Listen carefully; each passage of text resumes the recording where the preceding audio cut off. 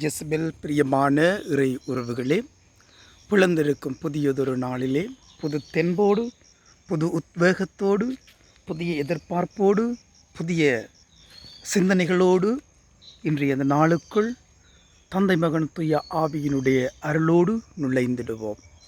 இன்றைய இந்த நாளிலே ஆண்டவராகிய கிறிஸ்து எங்களுக்கு சொல்லுகின்ற வார்த்தைகள், நான் உங்களுக்கு சொல்லுகிறேன், நான் உங்களுக்கு சொல்லுகின்றேன் என்ற இந்த வார்த்தையின் மூலமாக ஆண்டவர் பலவற்றை எங்களுக்கு வெளிப்படுத்தி நிற்கின்றார்.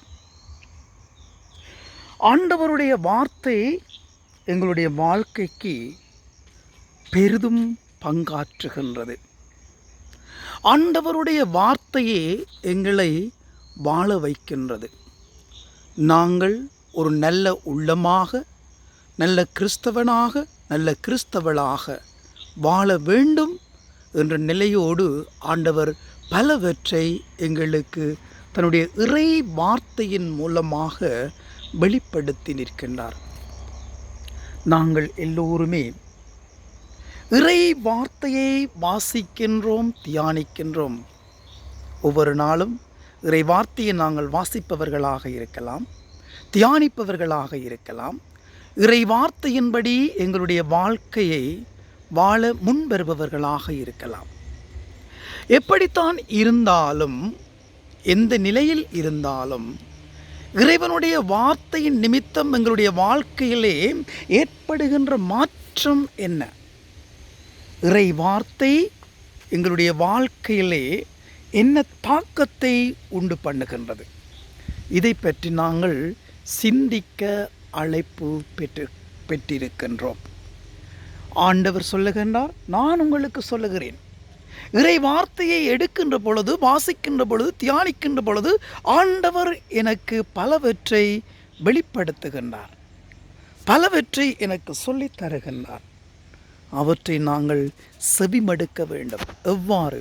பக்தி நிறைந்த உள்ளத்தோடு சிந்தனை, சொல், செயல் அனைத்தையும் நாங்கள் ஆண்டவருக்குள் உட்படுத்தி எங்களுடைய பராக்குகள், வீண் சிந்தனைகள், செயற்பாடுகள் அனைத்தையும் சற்று ஓரம் கட்டிவிட்டு ஆண்டவருடைய வார்த்தையோடு நாங்கள் ஒன்றித்திருக்க வேண்டும்.